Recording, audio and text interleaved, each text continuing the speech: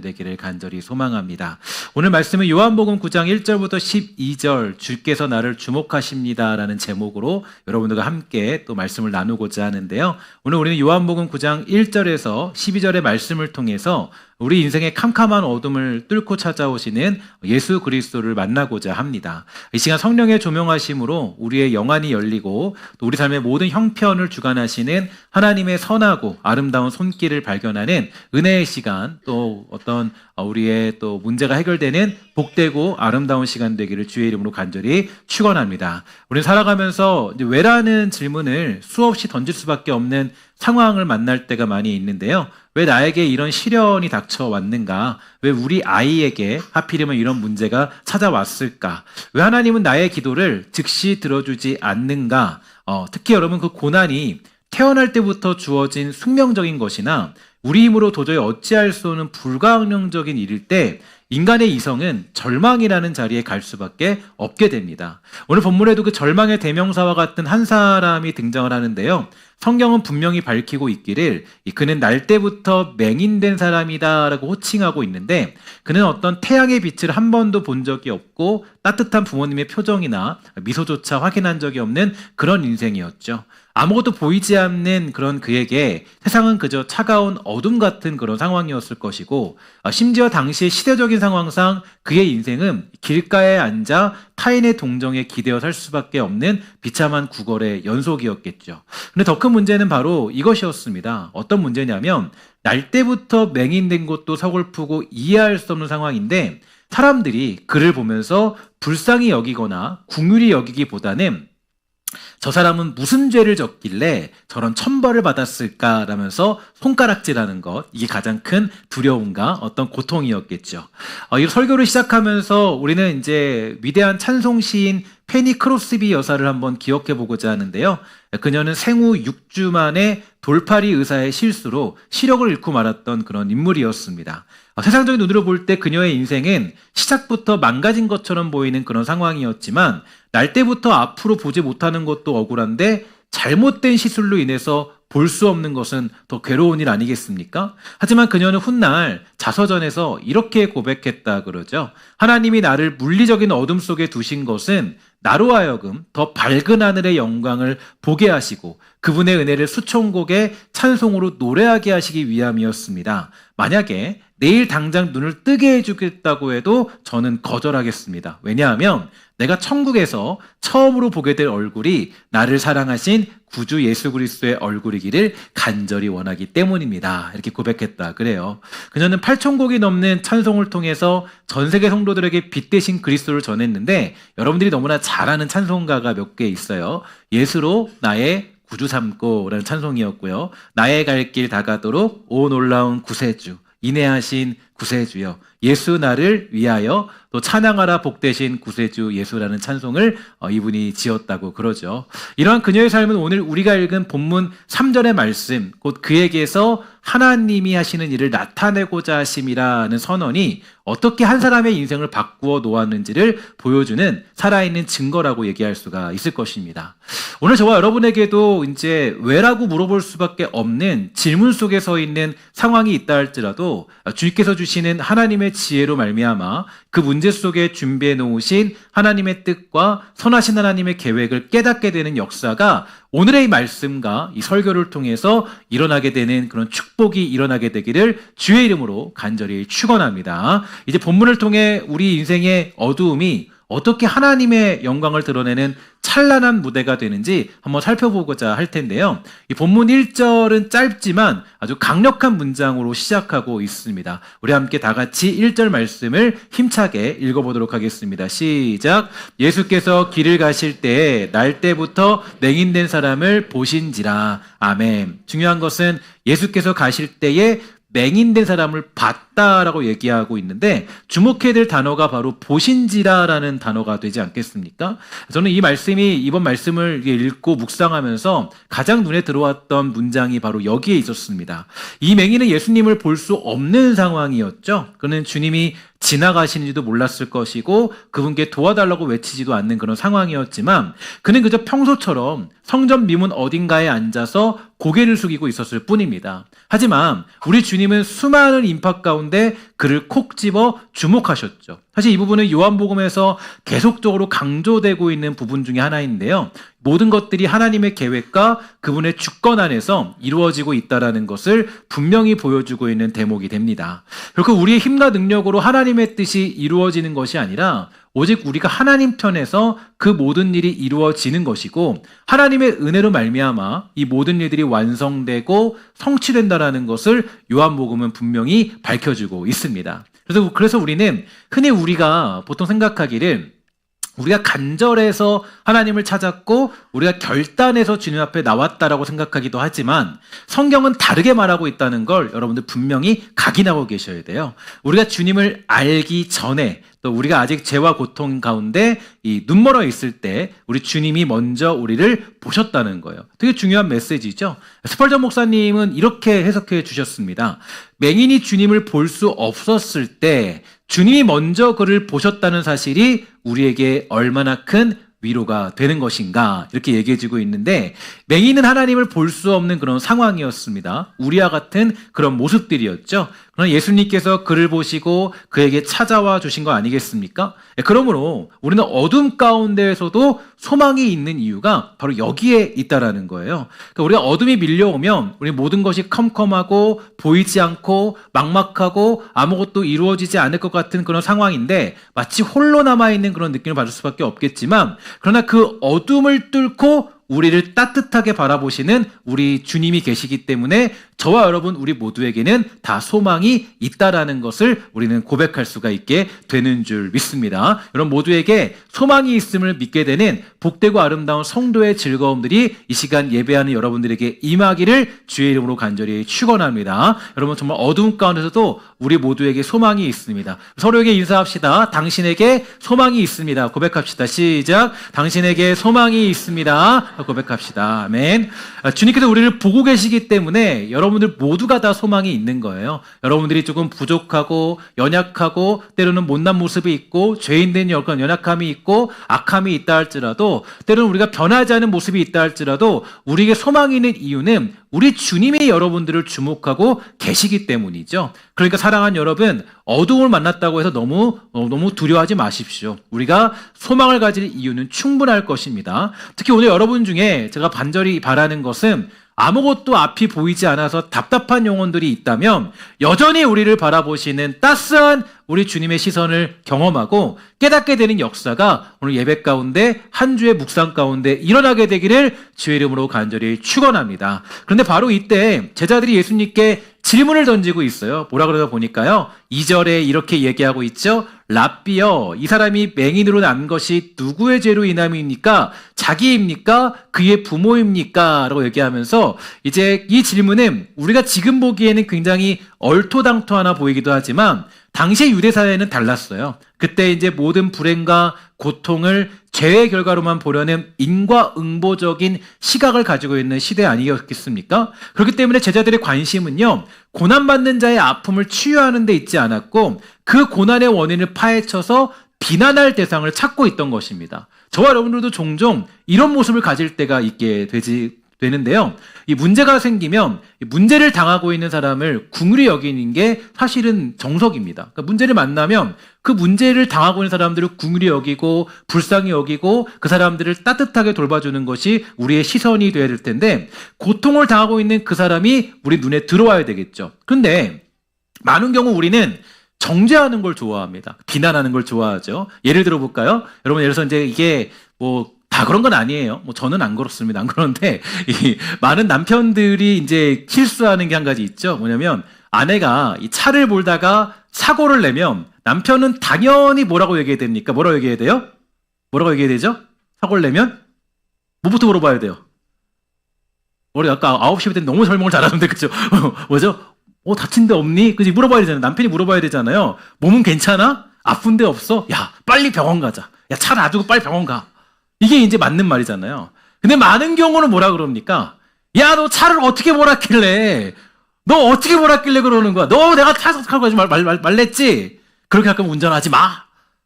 그죠? 이게 보통 이제 많은 경우, 죄송한 얘기지만 이렇게 남자들은 급하기 때문에 그럴 때가 종종 있어요. 그러니까 이게 운전하지 말라고 얘기합니다. 이게 이제 보면 우리들의 특징이죠.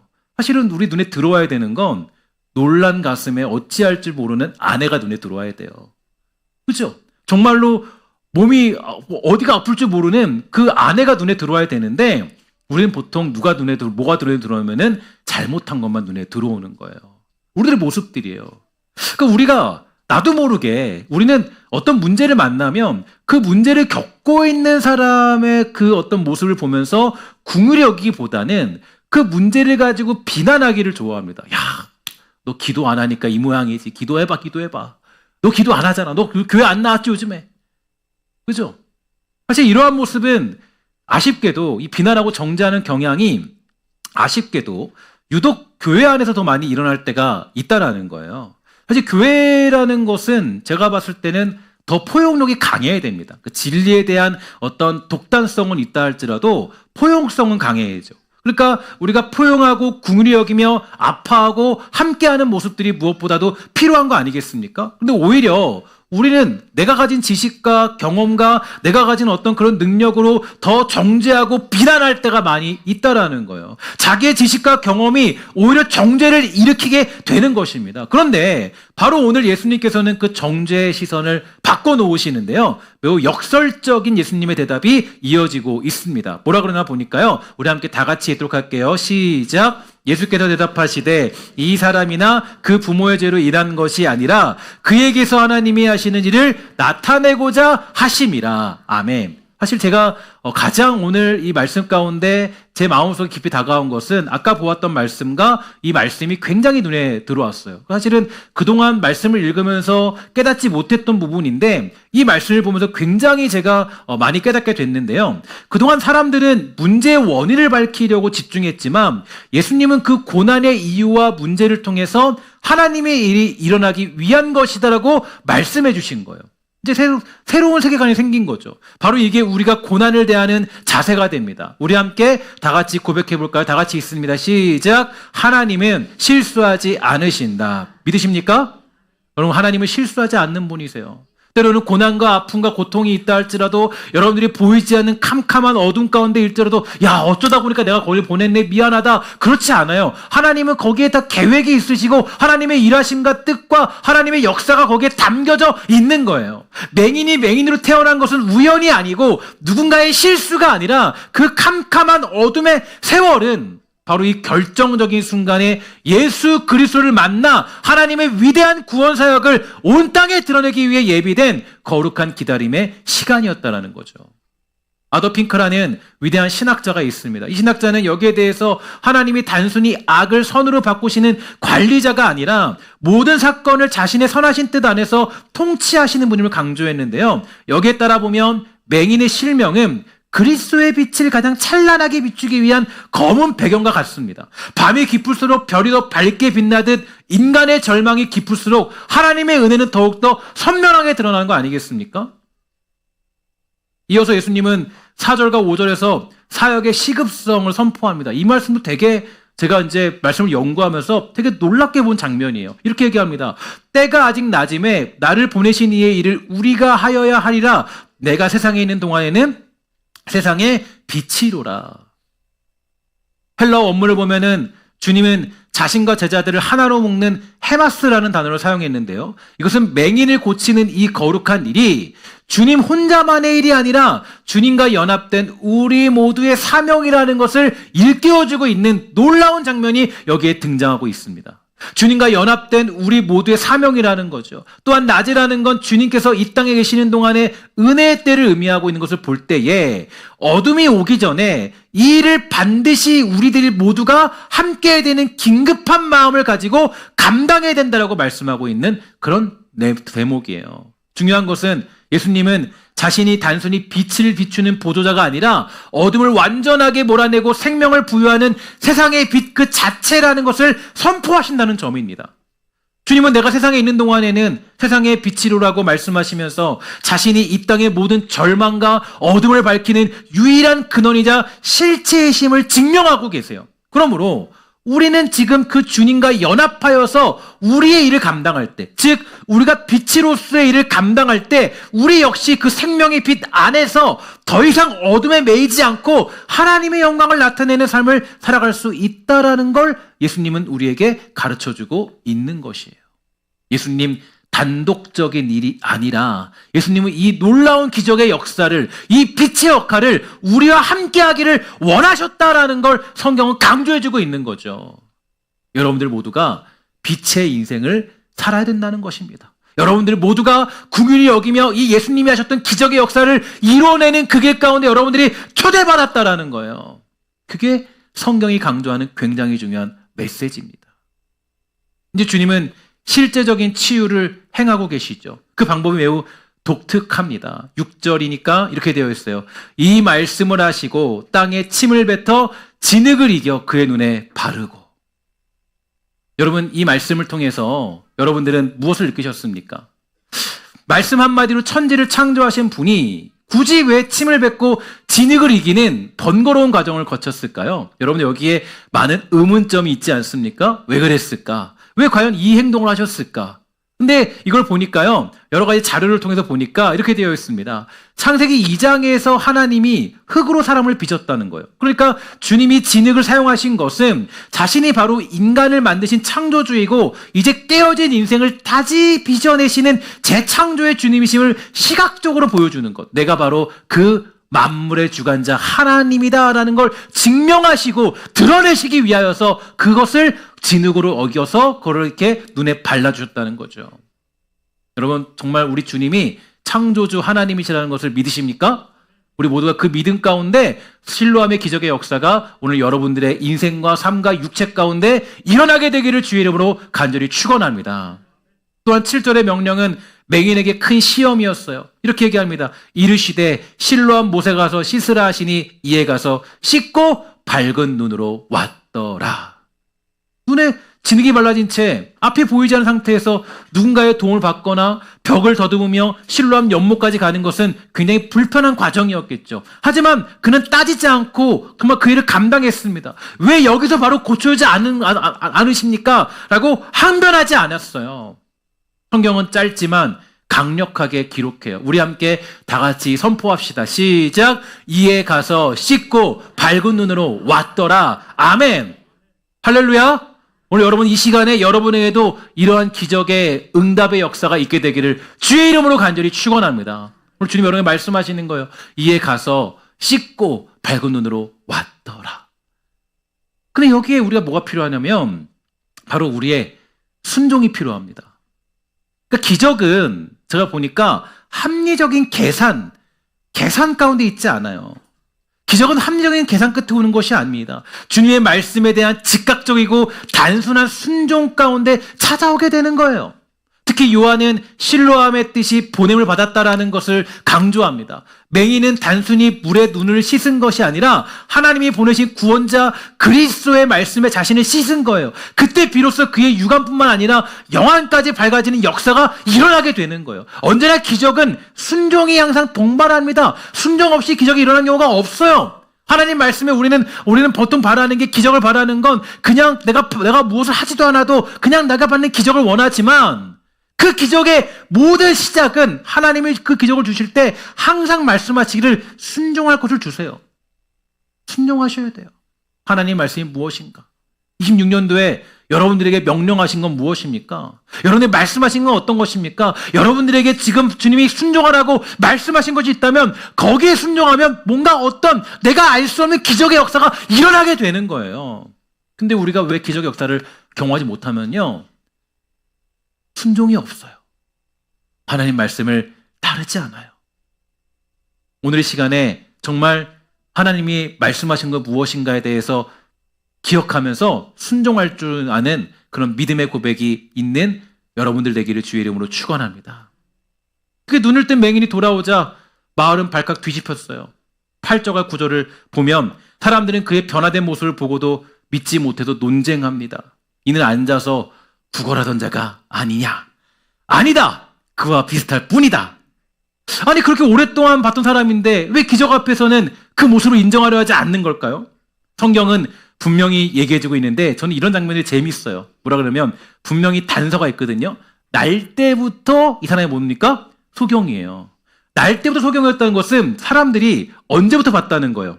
어렸을 때부터, 태어날 때부터 소경이었다는 걸 봤다라는 거예요. 근데 성경에 보면 너무 신기한 건 정확한 근거가 있고 정확한 사실을 늘 달아줄 때가 있거든요.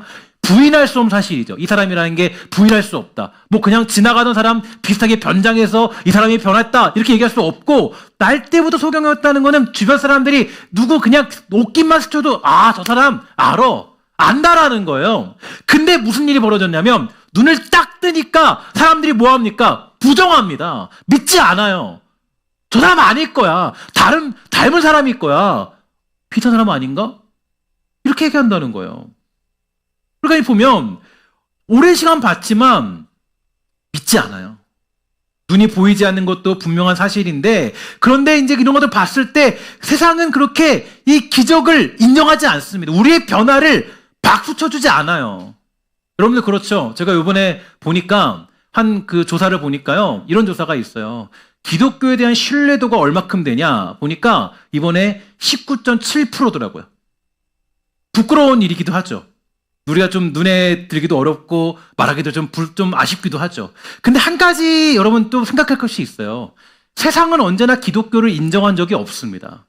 기독교가 아무리 제대로 된 일을 해도 거기에 대해서 뭔가 대단한 박수를 쳐주지 않아요. 야, 저 사람 변했네. 와, 우리 뭐 친척 모임 가니까 야, 우리 큰아버지 변했더라. 우리 정말 누구 변했더라. 이렇게 얘기하지 않아요. 야, 저 사람 좀 약 먹은 거 아니야? 뭐 이렇게 얘기한다거나 정신 이상해진 거 아니야? 우리가 뭔가 대단한 어떤 변화를 일으켜도 사람들은 그걸 인정해주지 않아요. 오히려 우리가 조금 더 진리 안에 가까워지면 더 이상한 눈으로 바라볼 때도 더 많이 있습니다. 우리 안에 어떤 기적이 일어나도 소위 말해서 여러분들 안에 기도받다가 기적이 일어났어요. 뭐 어떤 병이 회복됐어요. 그럼 사람들이, 그러면 주변 사람들이, 세상 사람들이 얘기할까요? 야, 저 사람 정말 예수 믿고 정말 구원받았네. 아무도 안 그래요. 야, 저도 뭐 잘못된 거 아니야? 뭐 어떤 엑스레이가 잘못된 거 아니야? 그런다고요. 이게 세상의 방식이에요. 아무리 하나님에 대한 증거를 보여줘도 하나님을 인정하지 않습니다. 아무리 그래도 인정하지 않아요. 제가 요즘에 과학에 관한 이야기를 많이 듣는데 재밌어요. 재밌는데 과학에 관한 이야기를 듣다 보니까 어떤 얘기가 있냐면 결국에는 과학과 과학이 들어가다 보면 설명할 수 없는 부분이 있더라고요. 그러니까 이거는 뭐 대단한 과학자도 마찬가지고 결국에는 이 원점으로 가면 설명할 수가 없더라고요. 그 사람들도 그래요. 아예 설명할 수 없는 그것은 설명조차 않겠다. 아예 그냥 그걸 규정을 해버렸어요. 그 이제 보면 여러분 우리는 다 알잖아요. 세상이 돌아가는 것 자체가 기적이에요? 기적 아니에요? 기적이죠. 지구가 돌아가는 것 자체가 기적이에요. 제가 되게 여러분 다 아는 사실인데 최근에 안 놀라운 사실이 있어요. 이 지구라는 것에 지구가 존재할 수 있는 되게 큰 이유 중에 하나가 뭐냐면 달이 있기 때문에. 달이. 뭐 아셨어요? 아셨어요? 저만 알고 있는, 저만 깨달은 거예요? 최근에 그 과학을 들으면서 느끼는 게 달이 존재하기 때문에 이 지구가 존재하는 유일한 되게 큰 이유 중에 하나가 우리에겐 달이 있기 때문에. 달이. 다른 행성에는 달이, 그걸 우리 같지 않대요. 뭐 자세히는 못하지만 그렇지 않대요. 달이 있기 때문에 이 지구라는 게 존재하고 이 지구라는 게 지금 생명체가 살 수 있다라는 거예요. 근데 왜 하필이면 우리 지구뿐밖에 안 되냐? 다른 데는 안 되고. 기적 아니고, 이건 뭐, 이거 어떻게 설명할 수 있을 거예요? 기적이죠, 기적. 인정 안 해요. 저기, 우리가 갈 수 없는 수백억 광년 가면 뭐 있을 거다. 그거 어떻게, 할 수가 없잖아요. 근데도 인정 안 해요. 세상을 보면 질서라는 게 존재한 자체도 우리가 이거를 기적 아니면 설명할 수가 없거든요. 근데 인정 안 해요. 안 한다고요. 이거 보세요. 날 때부터 맹인 사람, 어렸을 때부터 본 사람인데 그거 모르겠습니까? 알죠. 인정 안 한다고요. 그러니까 보면 그 세상을 만드신 분이 통치하시며 주관하시고 우리의 주인 되신 하나님이라는 것을 과학은 결코 인정하지 않습니다. 바로 근데 이때 고침받은 자가 당당하게 외치죠. 뭐라 그럽니까? I am the one. 내가 그라. 이렇게 얘기하고 있는데 이게 중생한 사람의 특징입니다. 예전에 어떤 삶들을 부끄러워하지 않아요. 세상의 압력에 굴복하지 않아요. 그들의 어떤 핍박 속에 거기에 멈춰있지 않아요. 내가 만난 예수님을 바르게 증거한다고요. 여러분들이 알고 있는 하나님을 세상에 굴복하지 않고 고백한다고요. 내가 바로 그 사람이다. 내가 바로 그야.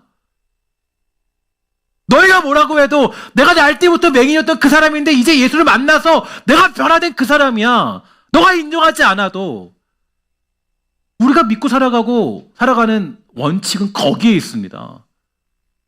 우리들의 원칙은 거기에요. 세상의 평가가 아니에요. 그 사람이 뭐라 그러든 누가 뭐라 그러든 내가 예수 믿는 사람으로서 빛의 정체성을 가지고 살아가는 것. 내가 그다. 근데 우리는 주눅들죠. 세상이 뭐라고 하면 자기도 부인해요.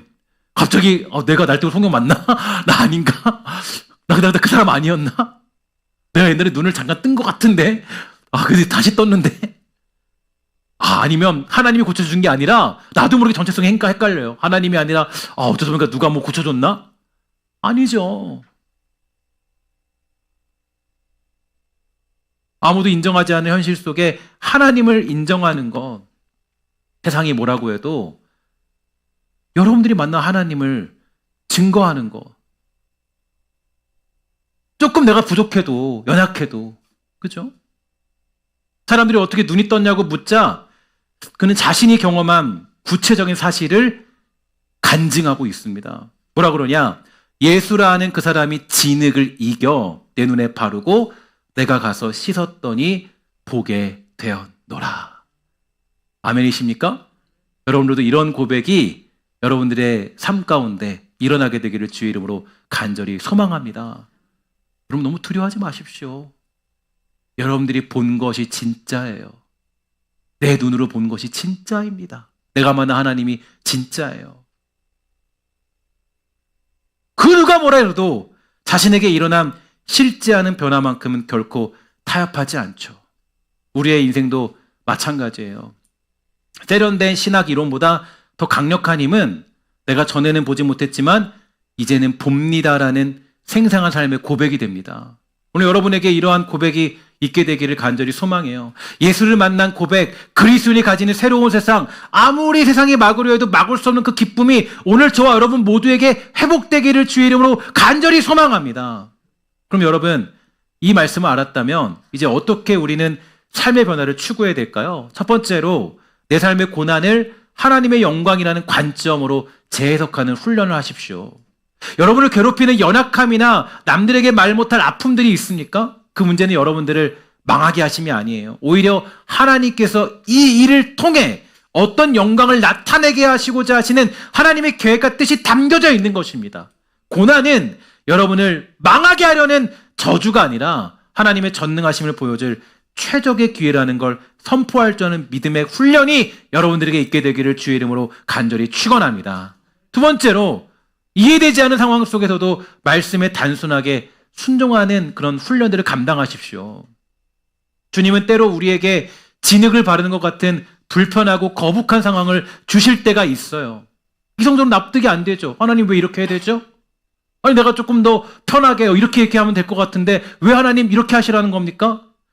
여러분 기적은 합리적인 생각을 벗어나요.